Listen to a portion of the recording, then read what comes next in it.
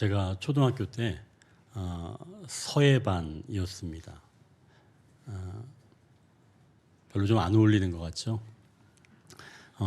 담임 선생님이 지도를 해주셨는데 그 서예반은 좋아하는 아이들이 이렇게 지원하는 그래서 만들어진 반이 아니라 담임 선생님 그 반을 맡고 있는 그 반 모두가 다 그냥 서예반이었던 겁니다. 그러니까 서예반이라고 해서 다 서예를 좋아하는 건 아니었어요. 싫어하는 아이들도 있었죠. 저는 좋아했습니다. 근데 좋아한다고 해서 글씨가 예뻤던 건 아니에요. 글씨가 예쁘지 않았죠. 그런데 이제 이 여자 아이들은 자기가 글씨를 쓰다가 좀 잘 안 되면 손을 들고 선생님한테 도와달라는 겁니다. 그러면 이제 선생님이 다가오셔서 그 아이의 그 손 위에 선생님 손을 딱 포개서 글을 써주는 거예요. 그러면 정말 예쁜 글씨가 나오는 것을 제가 봤습니다. 그러면 사실 그때 저도 선생님한테 선생님 저 좀 도와주십시오 이렇게 얘기를 하고 싶었는데 그렇게 못했어요. 그 말이 잘 나오지 않았습니다. 속으로는 도와달라고는 하는데 겉으로는 말을 못했지요. 그러니까 늘 주저했습니다. 창피하기도 하고 내 실력으로 해야지라고 하는 마음도 있어서 막 헷갈렸습니다. 아무튼 저는 그렇게 늘 주저했었죠. 오늘 본문에서도 주저하는 한 사람이 나옵니다. 이제 첫 번째 단락을 보십시오. 연약한 자를 찾아오시는 하나님.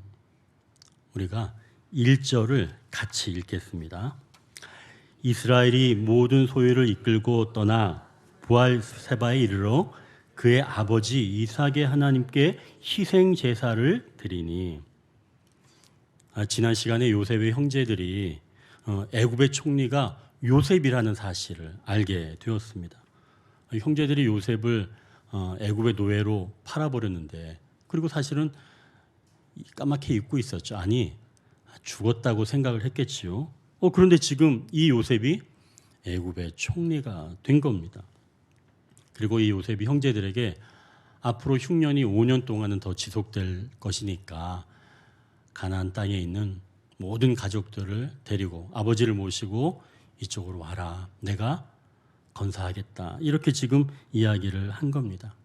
그래서 야곱의 아들들을 그러니까 요셉의 형제들이 아버지에게 가서 이 얘기를 다 했죠. 야곱이 듣고 어리둥절해합니다. 죽었던 아들 이야기를 들으니까요. 그런데 요셉이 보낸 그 수레를 보고 그제서야 정신을 차리고 이제 모든 가족을 이끌고 애굽으로 향하게 되었습니다. 자, 그런데 야곱이 애굽으로 가는 도중에 여기 지금 부엘세바에서 멈춰서 희생 제사를 드렸다는 겁니다. 아니 뭐 그 희생 제사 드린 거 믿는 사람들 당연히 그런 거 아닌가요? 라고 생각할 수 있지만 3절에 보면 이 야곱이 애굽으로 내려가기를 두려워하였기에 부엘세바에서 멈춰서 희생 제사를 드렸다는 겁니다. 그러니까 이 야곱이 애굽으로 내려가기를 주저하는 모습이라는 거죠. 원래 야곱은 주저하는 사람이 아니었습니다. 자기가 결정하고 자기가 움직이는 그런 사람이었죠. 자기 주도적이라고 할까요? 아마 요즘 시대에 더 어울릴 만한 사람이 야곱입니다. 그런데 야곱이 지금 성숙해진 이후에는 주저하게 된 거예요. 이 사람의 신앙이 뭔가 좀 잘못된 것 아닌가요? 원래 신앙을 덧입게 되면 원래 더 자기다운 모습이 나타날 텐데 야곱 같으면 사실은 더 빠른 결정 그리고 더 강력한 어떤 추진력을 얻는 게 맞아 보이는데 지금 이 모습은 아니라는 거죠. 원래 이 야곱은 이 형의 장자권을 자기가 팥죽으로 빼앗은 그런 경험이 있는 사람이었죠. 또 야곱의 아버지 이삭이 장자에게 축복하는 그 축복권을 또 빼앗으려고 장자의 축복을 아버지를 속여서 빼앗은 자가 바로 야곱입니다. 이렇게 얘기하는 것은 야곱을 비난하기 위해서 하는 건 아닙니다. 야곱이라는 인물이 어쩌면 우리 내면과 닮아 있기에 드리는 말씀이지요. 사실은 자기를 학대하는 것보다는 차라리 이 편이 더 낫지 않나 생각할 수 있습니다. 자기에 대한 애착이 강한 사람이었다라고 하는 것이죠. 자기의 이익을 위해서는 어떤 방법을 취해서라도 얻고야 마는 바로 그런 사람이 야곱이었던 거죠. 그런데 지금 이 야곱이 오늘 본문에서는 주저하고 있는 겁니다. 우리가 아는 야곱이라면 주저할 이유가 없는데도 말이죠. 그동안 죽은 줄 알았던 요셉이 살아있다는 겁니다. 가장 사랑하는 아들이 살아있다는 것만으로도 빨리 내려가고 싶지 않을까요? 또 지금 가나안 땅에는 흉년이 들었습니다. 여기에선 더 이상 살 수가 없어요. 물론 흉년이 그치면 달라지겠지만 말입니다. 그런데 지금 애굽에는 그 곡식의 창고에 가득하다는 겁니다. 더 놀라운 사실은 그 곡식을 주관하는 그 애굽의 총리가 바로 자기가 죽은 줄 알았던 요셉이라는 사실인 거죠. 그럼 이거를 알게 되면 내려가기를 주저할 이유가 없지요. 그런데 이건 지금 야곱답지 않은 모습입니다. 그럼 야곱이 왜 내려가기를 주저하고 있을까요? 1절을 다시 한번 보십시오. 야곱이 그냥 하나님께 희생 제사를 드리는 게 아닙니다.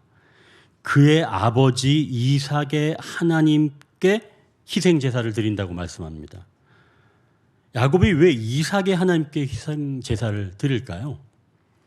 창세기 26장에 이렇게 말씀합니다. 아브라함 때 첫 흉년이 들었더니 그 땅에 또 흉년이 들매 이삭이 그랄로 가서 블레셋 왕 아비멜렉에게 이르렀더니 여호와께서 이삭에게 나타나 이르시되 애굽으로 내려가지 말고 내가 네게 지시하는 땅에 거주하라. 이 땅에 거류하면 내가 너와 함께 있어 네게 복을 주고 내가 이 모든 땅을 너와 네 자손에게 주리라. 내가 내 아버지 아브라함에게 맹세한 것을 이루어 네 자손을 하늘의 별과 같이 번성하게 하며 이 모든 땅을 네 자손에게 주리니 내 자손으로 말미암아 천하 만민이 복을 받으리라. 이삭이 거기서부터 브엘세바로 올라갔더니 그 밤에 여호와께서 그에게 나타나 이르시되 나는 내 아버지 아브라함의 하나님이니 두려워하지 말라. 내 종 아브라함을 위하여 내가 너와 함께 있어 내게 복을 주어 내 자손이 번성하게 하리라 하신지라. 야곱은 아버지 이삭을 떠올리며 생각했던 거죠. 아버지도 즉 이삭도 흉년 때 애굽으로 내려가려고 하다가 하나님께서 애굽으로 내려가지 말라. 이 땅에 거류하면 내가 너와 함께 있고 이 모든 땅을 너와 네 자손에게 주리라 라고 한 그 말씀이 야곱이 지금 떠올랐던 겁니다. 즉 가나안 땅이 약속의 땅인데 이곳을 떠난다는 것이 마음에 걸렸던 거죠. 당장 상황을 봐서는 애굽으로 가는 게 맞는데 하나님의 약속이 떠오른 겁니다. 그래서 야곱이 애굽으로 내려가다가 다시 하나님의 뜻을 구하려고 희생 제사를 몇 번이나 지금 드리게 된 거지요. 이삭처럼 브엘세바에서. 여러분, 당연해 보여도 하나님이 어떻게 여기시는지 뜻을 구하는 자세, 이게 중요하다는 겁니다. 정황상 보면 애굽으로 가야 합니다.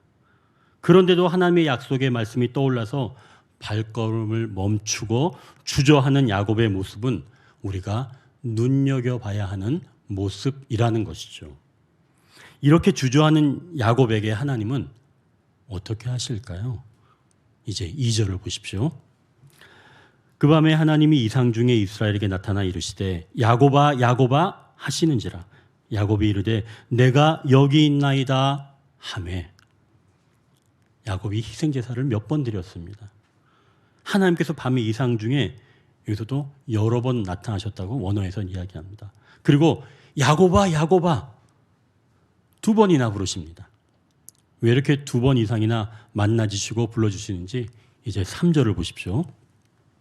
하나님이 이르시되 나는 하나님이라 내 아버지 하나님이니 애굽으로 내려가기를 두려워하지 말라.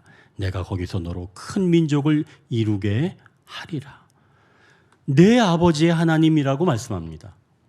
즉 이삭의 하나님이라는 거죠. 조금 전 1절에서 야곱이 내 아버지 이삭의 하나님이라고 부르며 희생제사를 드렸는데 하나님은 그 음성 그대로 응답해 주시는 거죠. 이삭을 만나셨던 하나님이 애굽으로 떠나지 말라고 하셨는데 하나님은 그것을 상기시키듯 내가 이삭의 하나님이라고 말씀하십니다. 그러면서 애굽으로 내려가기를 두려워하지 말라고 하시면서 거기서 큰 민족을 이루겠다고 말씀하십니다. 그럼 이삭 때는 애굽으로 내려가지 말고 야곱 때는 내려가라 라고 하는 게 맞는가요? 결국 때가 있다는 겁니다. 사람마다 다를 수 있고 똑같은 사람이라도 때에 따라 달라질 수 있다는 거죠. 그럼 주로 어느 때가 되면 행동해도 될까요? 내가 연약해서 그걸 감당할 수 있을까요? 이렇게 주저할 때가 가장 알맞은 때인 줄 믿습니다. 그럼 우리 하나님은 야곱이 주저하고 있는데 찾아오셔서 어떻게 말씀하실까요? 4절을 보십시오. 내가 너와 함께 애굽으로 내려가겠고 반드시 너를 인도하여 다시 올라올 것이며 요셉이 그의 손으로 네 눈을 감기리라 하셨더라. 하나님이 야곱에게 지금 세 가지 약속을 하십니다. 내가 너와 애굽으로 내려가겠다. 이 말씀은 이삭도 아브라함도 듣지 못한 말씀입니다. 당연히 듣지 못했지요. 아브라함이나 이삭은 내려갈 때 하나님께 구하지 않았거든요. 흉년이 드니까 그냥 내려가려고 했죠. 아브라함은 그냥 내려가서 거기서 아내를 빼앗겼고 이삭은 내려가려고 하다가 하나님께서 나타나셔서 붙잡아 주셨습니다. 그런데 지금 야곱은 내려가기 전에 희생 제사를 몇 번이나 드리면서 하나님의 뜻을 구합니다. 주저하는 자가 되는 것이죠. 그런데 하나님은 이러한 야곱에게 나타나셔서 내가 애굽으로 함께 가겠다 말씀하십니다. 하나님이 함께하는 곳이라면 우리는 두렵지 않습니다. 어디를 가는 게 문제가 아니라 누구와 가는가, 그게 중요한 거죠. 혼자 가는 게 문제이지 하나님과 함께하면 겁날 게 없는 겁니다. 마치 서예 선생님처럼 제자의 손 위에 살포시 손을 올려주시면서 글을 쓸 때는 아름다운 글씨가 나오는 것처럼 말이지요. 그러니 여러분, 주저하는 것, 연약한 모습을 보이는 것이 오히려 복인 줄 믿습니다. 하나님이 약속해 주시는 또 다른 것이 있는데요. 하나님이 야곱을 인도하여 다시 올라올 것을 말씀합니다. 그리고 마지막 약속은 요셉이 그의 손으로 내 눈을 감기리라 약속하십니다. 이 사랑하는 아들 앞에서 죽음을 맞이하는 것, 이건 굉장히 행복한 죽음이죠. 야곱은 노년에 자기의 천연적인 모습을 버리고 이렇게 당연한 상황인데도 주저하는 모습을 보이면서 하나님의 뜻을 구하는 자가 되어갑니다. 사람들 보기에는 미련해 보이고 연약해 보이지만 하나님은 이렇게 연약하고 주저하는 자를 찾아오십니다. 내가 강하여 스스로 애굽으로 내려간다면 하나님은 함께 하실 수가 없는 거예요. 초청하지 않으니까 하나님은 함께 하실 수가 없는 거죠. 내가 연약하여 주저할 때, 하나님의 뜻을 묻고 기다릴 때 하나님은 찾아오시며 함께 하신다고 말씀합니다. 이제 우리가 어떤 선택을 두고 어떻게 기도하는지 우리가 여기에서 배울 수 있습니다. 먼저 기도하기는 하나님, 제가 넉넉히 감당할 수 있거나 당연해 보이는 일이라도 하나님의 뜻을 구하는 삶이 되기를 원합니다. 라고 기도할 수 있겠죠. 또 어디를 가든지 하나님께 힘을 얻고 달려가는 저의 삶이 되게 하여 주옵소서. 이렇게 우리가 기도할 수 있겠습니다. 중요한 일인데 결정을 재촉할수록 더 주저하며 기도하시기를 바랍니다. 그럴 때 주님께서 찾아오신 줄 믿습니다. 이제 두 번째 단락입니다. 연약함에서 자기 자리를 찾는 야곱. 이제 우리가 5절을 같이 읽겠습니다. 야곱이 부엘세바에서 떠날 새 이스라엘의 아들들이 바로가 그를 태우려고 보낸 수레에 자기들의 아버지 야곱과 자기들의 처자들을 태우고, 야곱이 부엘세바에서 하나님을 만나 힘을 얻고 지금 애굽으로 내려갑니다. 근데 지금 이 5절에 눈여겨볼 장면이 있습니다. 아들들이 아버지와 처자들을 태우고 갔다는 겁니다. 자, 그럼 여기서 누가 주도적으로 이끌어 가고 있나요? 아들들이 이끌어 가는 겁니다. 그렇죠? 아버지를 태우고 처자들을 태웠으니까요. 이 아들들이. 자, 야곱은 그동안 어떤 인생이었죠? 주도적인 인생이었습니다. 그 안에서 가치를 찾으려고 했던 인물이었죠. 그런데 이번에는 사랑하는 아들을 보러 내려가는 그런 땅인데 약속의 땅에 머무르지 않고 이제 주저하였는데 이제 하나님께서 내려가라 이야기하셔서 내려가는 이 상황. 근데 지금 이 상황에서 야곱은 주도적인 모습이 아니라 오히려 이끌려가는 모습을 보여주고 있습니다. 결코 주도적이지 않은 거예요. 과거에는 어땠어요? 과거에는 가족을 다 이끌고 나를 따르라 라고 하는 식으로 살아왔던 모습인데 지금 이 모습은 야곱의 예전의 모습이 아니라는 거죠. 이제 제가 이렇게 말씀드리면 목사님 그건 당연한 거 아닌가요? 지금 야곱이 나이가 많잖아요. 물론 이제 이 정도 즈음에서는 한 130세 정도가 되었습니다. 물론 이제 앞으로 한 17년 좀 더 살 수는 있지만요.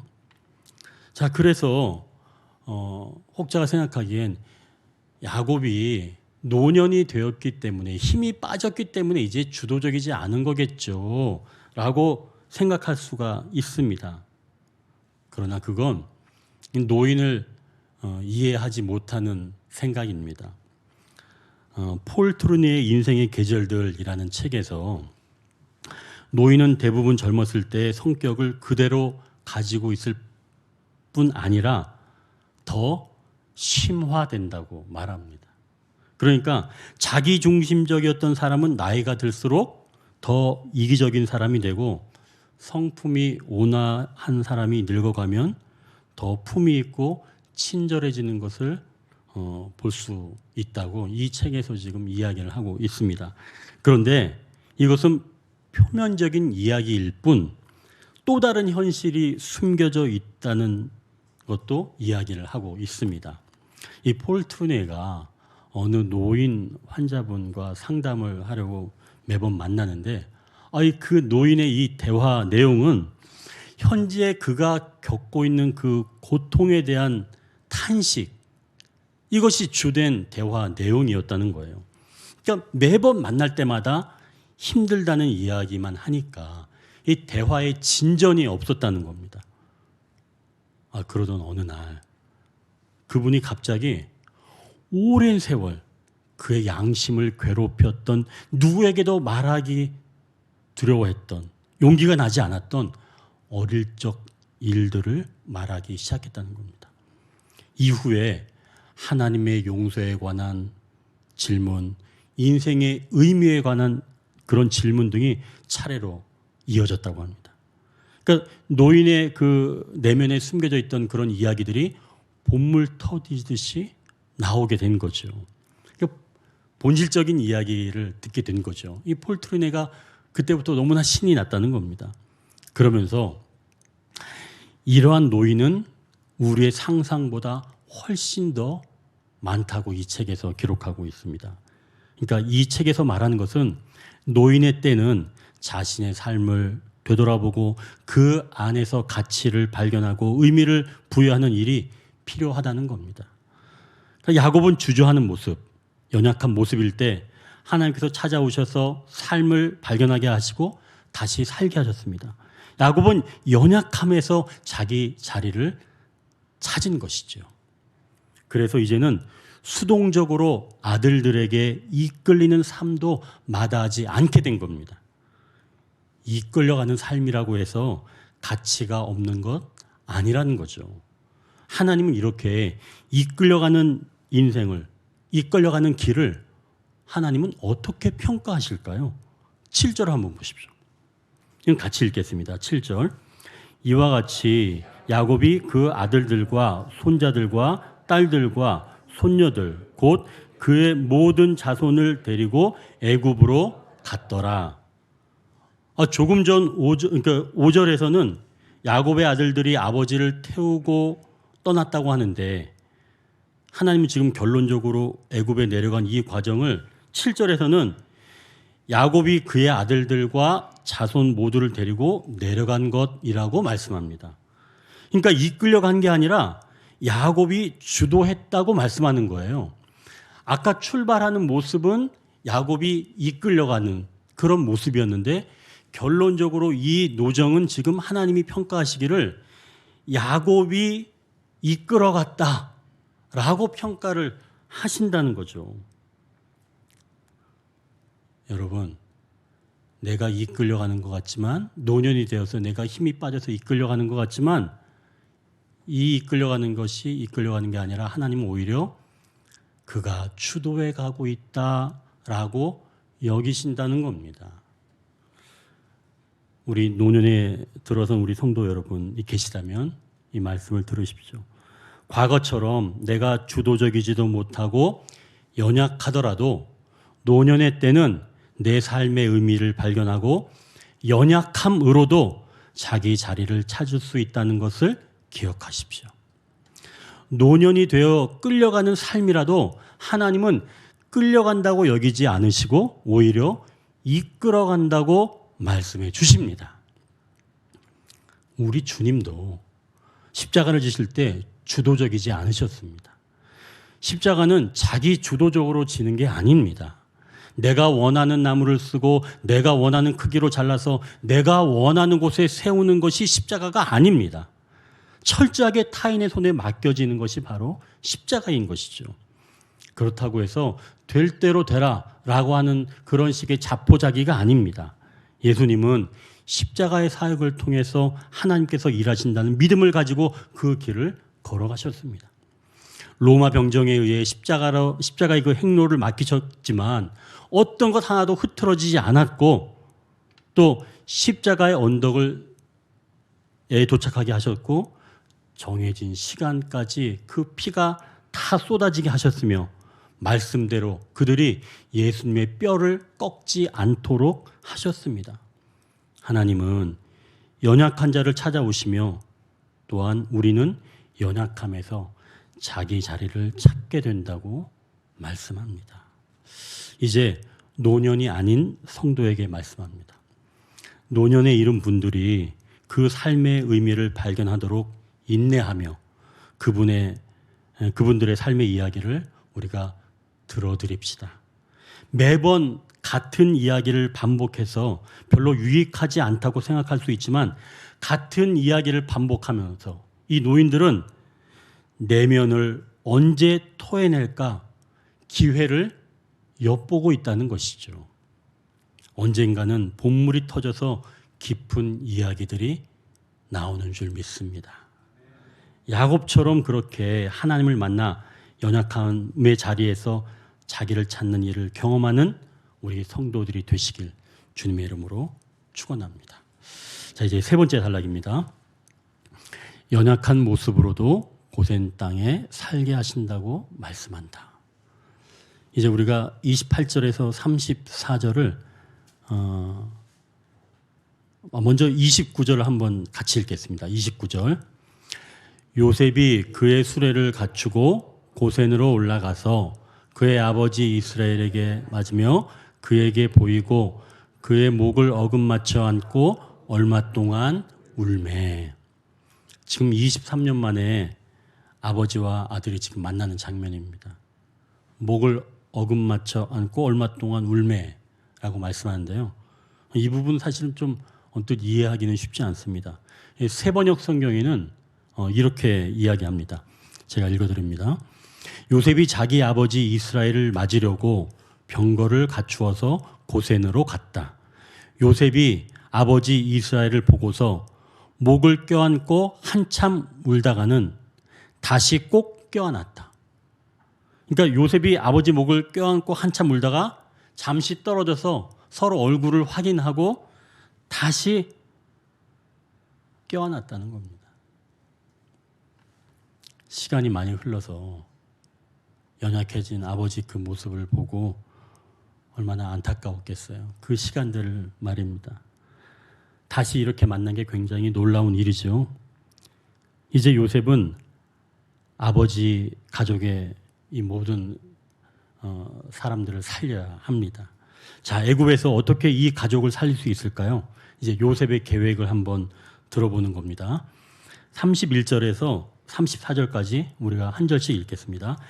요셉이 그의 형들과 아버지의 가족에게 이르되 내가 올라가서 바로에게 아뢰어 이르기를 가나안 땅에 있던 내 형들과 내 아버지의 가족이 내게로 왔는데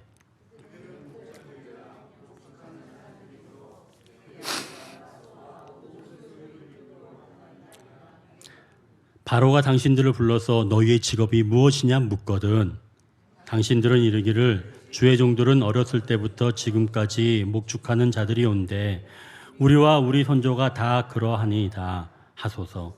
애굽 사람은 다 목축을 가증히 여기나니 당신들이 고센 땅에 살게 되리이다. 우리는 새로운 사회나 공동체에 들어가려면 빨리 그 공동체의 어떤 그 문화를 배우고 또 그것을 몸에 익혀서 그 사회의 일원이 되는 게 중요하다고 생각합니다. 이 젊은이들은 이런 사람을 인싸라고 말합니다.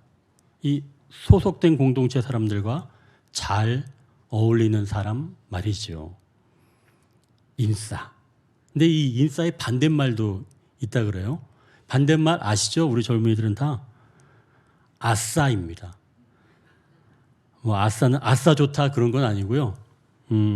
공동체 사람들과 어울리지 못하는 이방인과 같은, 그러니까 한마디로 하면 외톨이인 거죠. 이 요셉이 가족을 애굽 공동체에서 살게 하는데 그의 계획은 인싸인가요? 아싸인가요? 아싸입니다.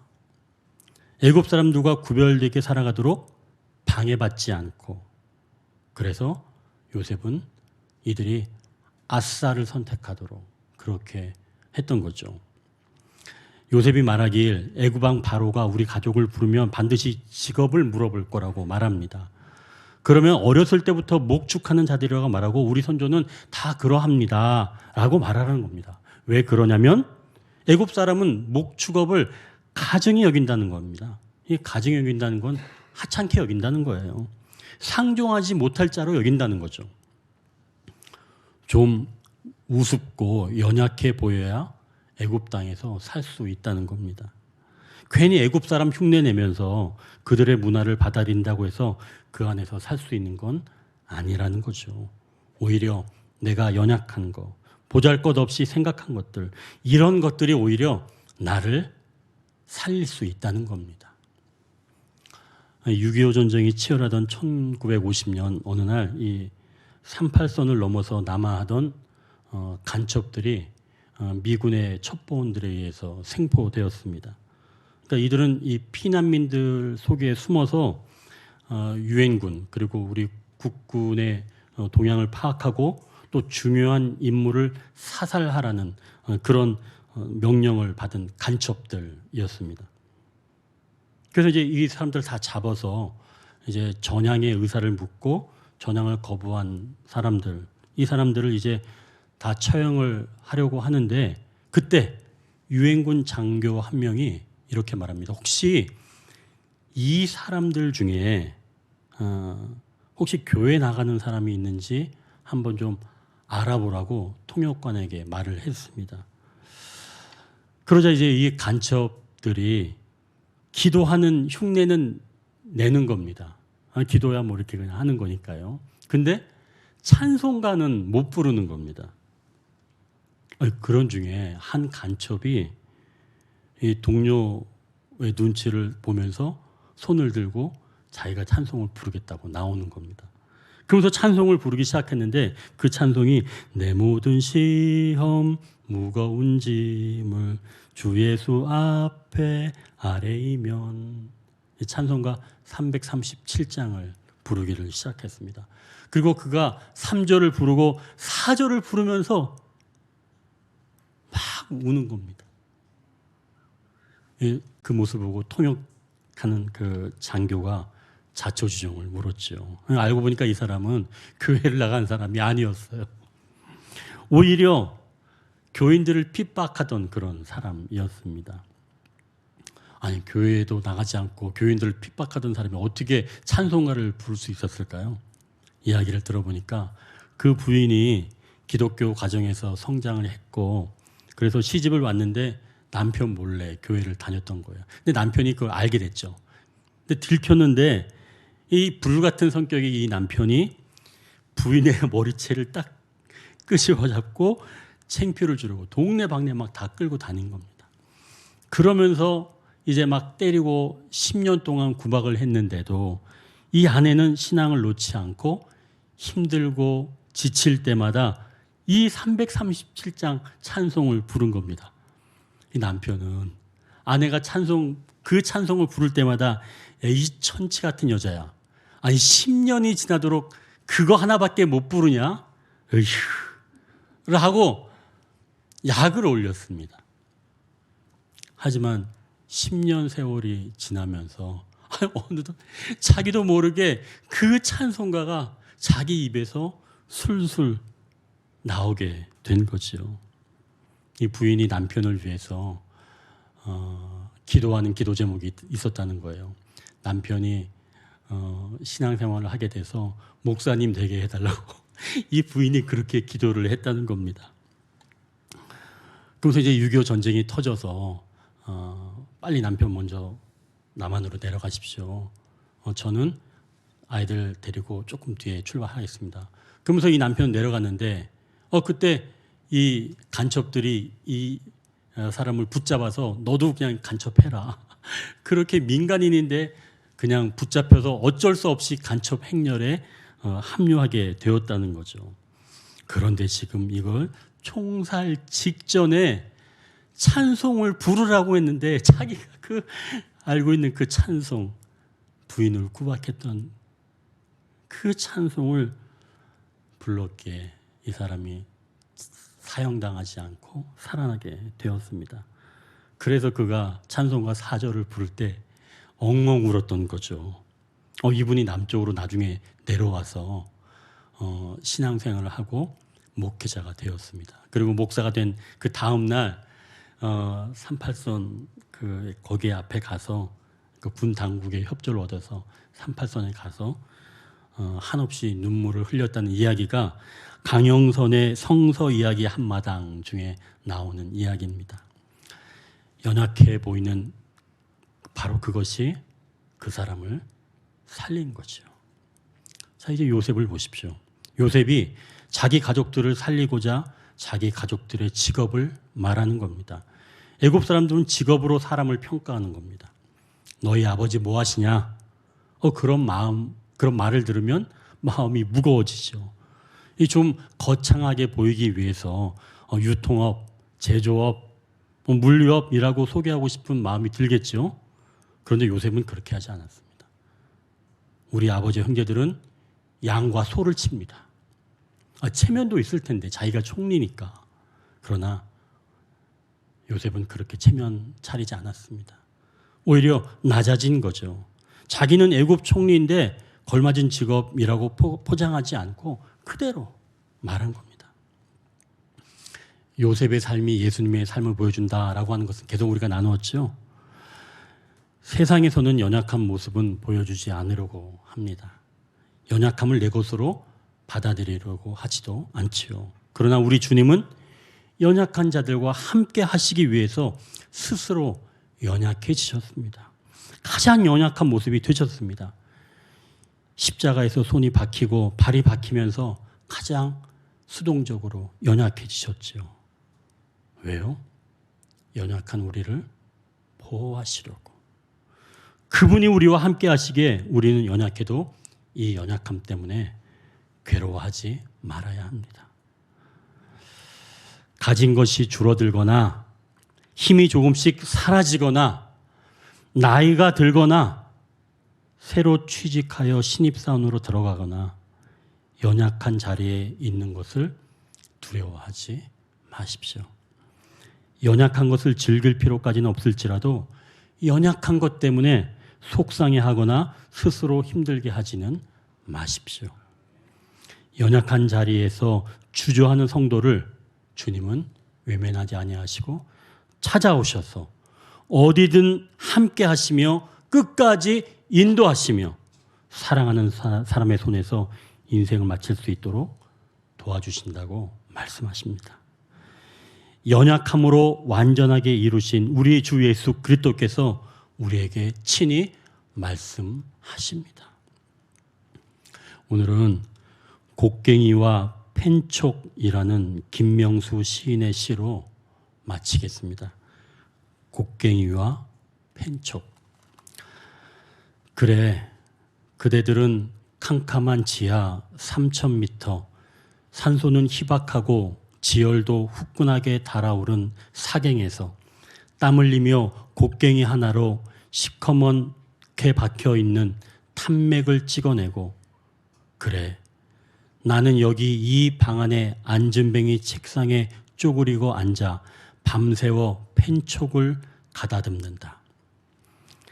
감히 어디 연약한 내 노동이 그대들의 땀 흘림에 비길 수 있으랴만 우리는 다 같이 이 시대의 어둠을 찍어내야 하느니, 그래, 거기나 여기나 희박한 산소는 매 마찬가지, 자욱하게 숨막히는 어둠은 마찬가지.